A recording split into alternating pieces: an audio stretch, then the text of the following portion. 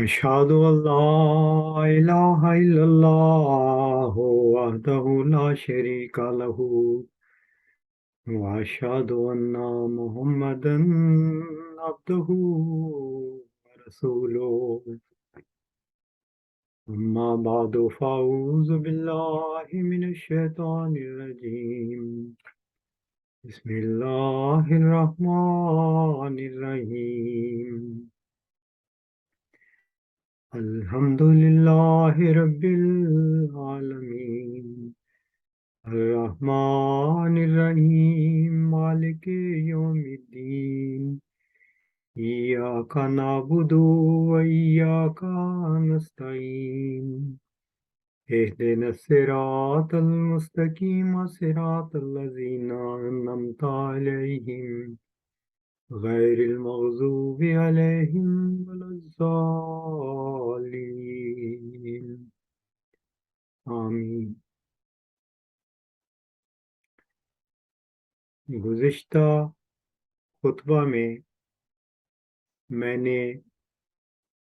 اس خط پر جو حضرت عبدالغفار جمبا صاحب نے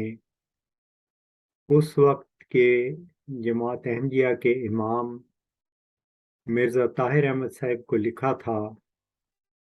اس پر کچھ تبصرہ کیا تھا،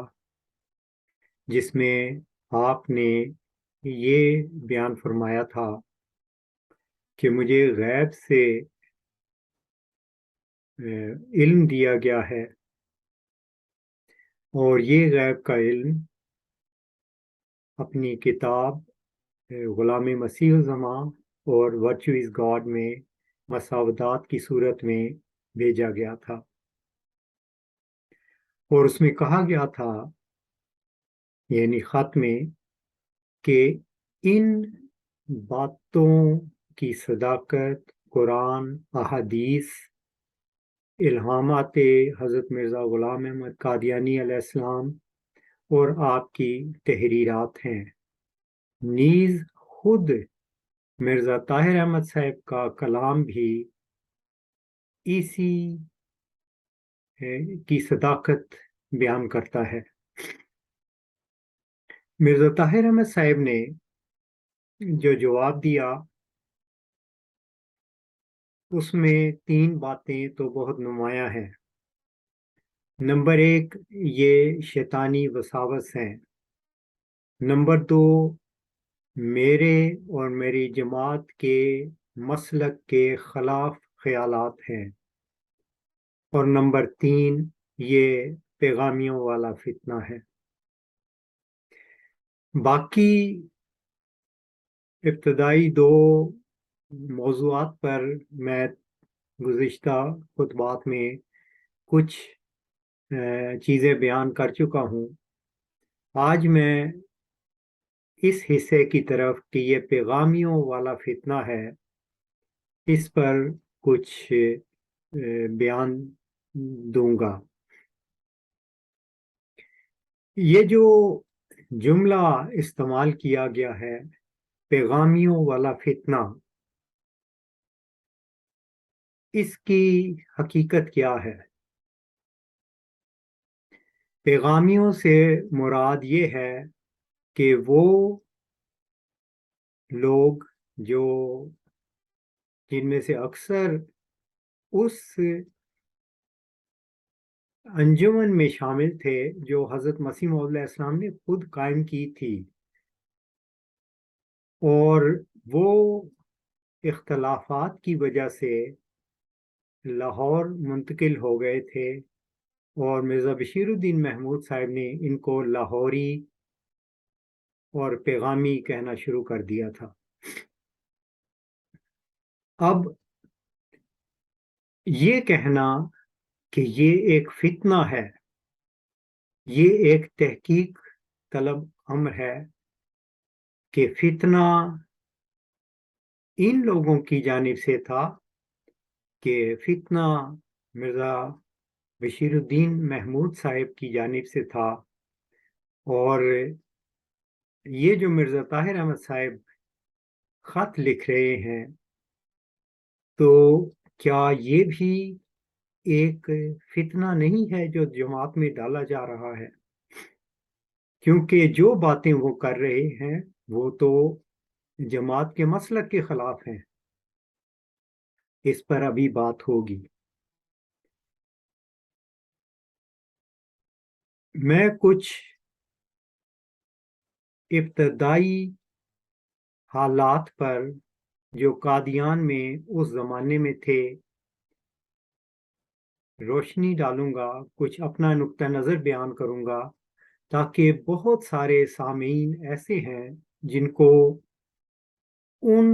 اس وقت کے حالات کی خبر نہیں۔ حضرت مسیح موعود علیہ السلام نے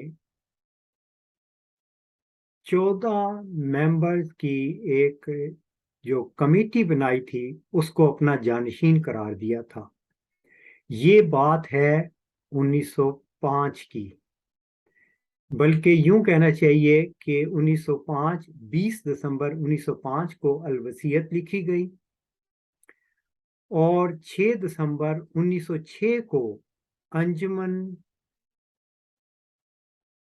تشکیل دے دی گئی، اور اس انجمن کے بارے میں حضرت مسیح موعود علیہ السلام نے فرما دیا کہ یہ خدا کے مقرر کردہ خلیفہ کی جانشین ہے۔ اس سے پہلے کے حالات جاننے بہت ضروری ہیں۔ ہم سب جانتے ہیں کہ حضرت مسیح موعود علیہ السلام کی اہلیہ نصرت جہاں بیگم صاحبہ کے والد محترم میر ناصر نواب تھے۔ میر ناصر نواب صاحب ایک گدی نشین گھرانے سے تھے، جہاں باپ کے بعد بیٹا گدی نشین ہو جاتا ہے، اور یہ سلسلہ غالباً میر درد کے ہاں سے جاری ہے۔ میر ناصر نواب صاحب یہ سمجھتے تھے کہ مرزا صاحب کو بھی پیر کی طرح ہی لے رہے تھے، دوسرے لفظوں میں کہ ان کے بعد ان کا بیٹا ان کا جانشین ہے، اور یہ باتیں ان کے گھر میں لازماً ہوئی ہوں گی اس وجہ سے کہا گیا کہ اس کے ثبوت میں ایک واقعہ سیرت المہدی میں درج ہے۔ حضرت مسیح موعود علیہ السلام اپنے صحن میں ٹہل رہے تھے اور ان کی اہلیہ ایک طرف بیٹھی تھی۔ آپ نے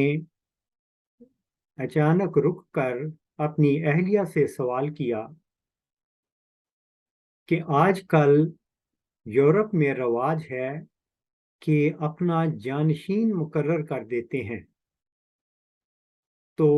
آپ کا محمود کے بارے میں کیا خیال ہے؟ انہوں نے تو مناسب جواب دیا کہ جو آپ فیصلہ کریں گے وہی ہوگا، لیکن یہ بات ذہن میں رکھنی چاہیے کہ حضرت مسیح موعود علیہ السلام نے یہ سوال کیوں پوچھا؟ اسی وجہ سے پوچھا کہ جانشینی کے بارے میں بات ہو رہی تھی، ورنہ یہ بے مقصد سوال لگتا ہے۔ اب جب کہ یہ چیز تھی، اور میں یہ سمجھتا ہوں کہ یہی وہ وقت تھا کہ رفتہ رفتہ مرزا بشیر الدین محمود صاحب کے ذہن میں یہ بات آتی گئی کہ میں ہی جانشین ہوں، اگرچہ اس کا ہمیں کہیں براہ راست کھلا اظہار نہیں ملتا، لیکن واقعات بتاتے ہیں کہ یہ اسی چیز نے اپنا اثر دکھایا۔ اس ضمن میں ایک اور واقعہ بھی آگے بیان کروں گا جو حضرت مسیح موعود علیہ السلام کی وفات کے وقت پیش آیا۔ لیکن ساتھ ہی حضرت مسیح موعود علیہ السلام جو کہ یہ جانتے تھے کہ گھر میں کیا باتیں ہو رہی ہیں، انہوں نے ایک اور واقعہ ملتا ہے کہ وہ نواب مبارکہ بیگم صاحبہ کی جانب سے ہے کہ حضرت مسیح موعود علیہ السلام نے، یعنی وہ لکھتی ہیں کہ ابا جان نے ہمیں یہ کہا ہوا تھا کہ اگر آپ کو کوئی خواب آئے تو مجھے بتایا کرو۔ تو ایک معاملے میں انہوں نے خاص طور پر کہا، تو میں نے ایک خواب دیکھی کہ حضرت حکیم مولوی نور الدین رضی اللہ تعالی عنہ ہمارے گھر میں آئے ہیں، ان کے ہاتھوں میں کتابیں ہیں اور وہ ایک چبوترے پر بیٹھ گئے ہیں اور وہ یہ کہہ رہے ہیں کہ ان کتابوں میں میرے بارے میں غیب کی خبریں ہیں اور میں ہی ابو بکر ہوں۔ جب اگلے دن میں نے یہ خواب اپنے ابا جان کو سنائی تو وہ مطمئن اور خوش سے ہو گئے۔ اب اس پہ غور کرنا چاہیے کہ یہ کیا بات تھی۔ حضرت مسیح موعود علیہ السلام کو اس بات سے اطمینان ہو گیا کہ اللہ تعالیٰ اپنے فضل سے اسی کو منتخب کرے گا جس کو میں سب سے زیادہ پسند کرتا ہوں۔ ایک روایت میں یہ بھی ملتا ہے کہ آپ نے نواب مبارکہ بیگم صاحبہ سے کہا کہ اپنی اس خواب کا ذکر اپنی والدہ سے نہ کرنا۔ یہ جملہ بہت معنی خیز ہے، لیکن جو نئی کتابیں چھپی ہیں ان میں یہ جملہ موجود نہیں۔ اب ہم یہ دیکھتے ہیں کہ حضرت مسیح موعود علیہ السلام کی وفات ہو گئی اور جو انجمن کے اراکین تھے ان میں سے 12 میں نے اس لیے کہا ہے کہ 13ویں مرزا بشیر احمد صاحب تھے اور 14ویں حضرت حکیم مولوی نور الدین رضی اللہ تعالیٰ عنہ تھے۔ 13 کے 13 بیٹھے تھے، جنہوں نے ان میں سے 12 نے حضرت مسیح موعود علیہ السلام کے بعد حضرت حکیم مولوی نور الدین رضی اللہ تعالیٰ عنہ کے بارے میں یہ متفقہ رائے دی کہ اب آپ جماعت کے سربراہ ہوں گے۔ اس وقت مرزا بشیر الدین محمود صاحب جو اس انجمن کے ایک ممبر تھے وہ اٹھ کر گھر گئے ہیں اور گھر والوں سے بات کی ہے اور واپس آ کر انہوں نے ووٹ حضرت حکیم مولوی نور الدین رضی اللہ تعالیٰ عنہ کے حق میں دیا۔ گویا انجمن کے 13 اراکین نے حضرت حکیم مولوی نور الدین رضی اللہ تعالیٰ عنہ کا انتخاب کیا۔ لیکن یہاں پر ایک سوال پیدا ہوتا ہے کہ مرزا بشیر الدین محمود صاحب اپنے گھر کیا لینے گئے تھے، کیوں اٹھ کر گئے تھے اور بعد میں آ کر ووٹ دیا؟ کافی ہے سوچنے کو اگر اہل کوئی ہے۔ اس کے بعد ہم دیکھتے ہیں کہ حضرت حکیم مولوی نور الدین رضی اللہ تعالیٰ عنہ کے زمانے میں ہی، جس کو یہ مرزا طاہر احمد صاحب پیغامیوں والا فتنہ کہہ رہے ہیں، چند باتیں ہوئی وہ بہت ضروری ہیں سمجھنی۔ اس انجمن کے صدر خود حضرت حکیم مولوی نور الدین رضی اللہ تعالیٰ عنہ تھے اور مولوی محمد علی صاحب اس کے سیکریٹری تھے اور خواجہ کمال الدین صاحب اس کے لیگل ایڈوائزر تھے، قانونی مشیر تھے۔ تو خواجہ کمال الدین صاحب کیونکہ پیشے کے لحاظ سے بھی وکیل تھے اور جماعت میں انجمن میں بھی قانونی مشیر تھے، تو انہوں نے حضرت حکیم مولوی نور الدین رضی اللہ تعالیٰ عنہ کو یہ میسج بھیجا کہ انجمن با اختیار ہے، حضرت مسیح موعود علیہ السلام کے قطعی فیصلے ہمارے پاس ہیں کہ وہ مقتدر ہے، تو وہ جس کو چاہے جماعت کا سربراہ بنائے اور جس کو چاہے معزول کر دے، یہ اس کے دائرہ اختیار میں ہے جو بانی جماعت کی جانب سے اس کو ملا ہے۔ اور اس بارے میں حضرت حکیم مولوی نور الدین رضی اللہ تعالیٰ عنہ کی وضاحت چاہی کہ وہ کیا سمجھتے ہیں۔ یہاں پر بیسیکلی مرزا بشیر الدین محمود صاحب کا رول سامنے آتا ہے۔ انہوں نے یہ جماعت میں اور انتظامیہ میں پراپوگنڈا کرنا شروع کر دیا کہ خلافت ضروری ہے، انجمن کی کوئی اہمیت نہیں ہے، وہ تابع ہو جاتی ہے، جبکہ ایسی کوئی تحریر بانی جماعت کی طرف سے موجود نہیں تھی۔ یہ وہ پوائنٹ ہے جہاں پر یہ فاصلے پڑنے شروع ہو گئے۔ اب یہ ذہن میں رکھیں کہ میں نے جو شروع میں کہا تھا کہ مرزا بشیر الدین محمود صاحب کے ذہن میں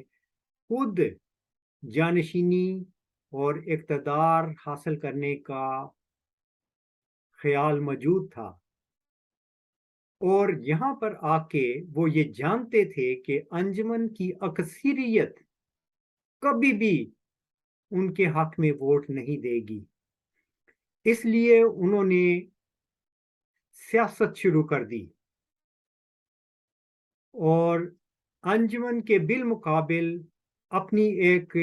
مجلس بنا لی، پھر اپنی ایک فنڈ بھی شروع کر دیا تاکہ اکانومی کا جو مسئلہ آتا ہے وہ بھی اس کو حل کیا جائے، پھر الفضل اخبار بھی جاری کر دیا تاکہ میڈیا پہ اپنا تصرف ہو، کیونکہ البدر اور الحکم اگرچہ اخبار شائع ہوتے تھے